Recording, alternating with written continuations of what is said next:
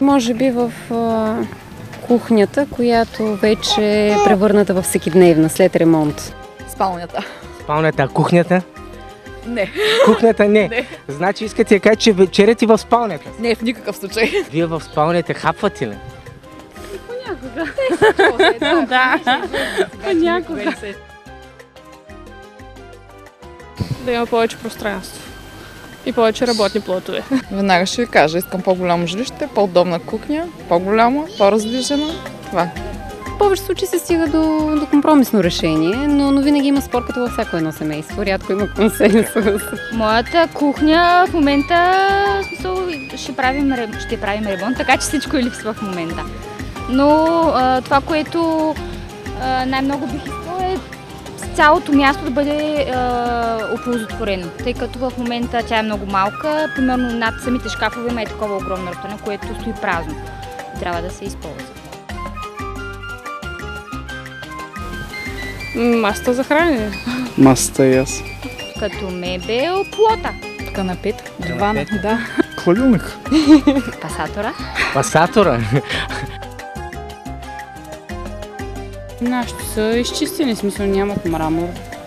Те са даже матови, не са гланцирани тия, които са. По-неутрални цветове. Бели. В това отношение имаме различни становища с мъжа ми. Аз съм по-скоро към класиката, той е по-скоро нещо по-модерно и по-разчупено. Какво класическо? Класическо не, може би повече дърво предпочитам. Аз клоня повече към дървената мебелировка, дървените изделия, докато повече към нещата от алуминий, стъкло. Да е максимално изчистено, много функционалност да има в мебелите. Примерно в самия сифон да бъде вградена такава перка, която нарязва боклуците. Да се използва всеки ъгъл в кухнята. Аз по-скоро казах дърво, ако може това да се говори, по-скоро това има нещо общо с старинността, не толкова с класиката, като съвременно разбиране на думата. От огромно значение за марка Прего е да отговори на всички изисквания на своите клиенти, свързани с кухненското обзавеждане, както в стилово отношение, така и в функционално разпределение и най-вече в доброто и качествено изпълнение на продуктите, които са за кухнята.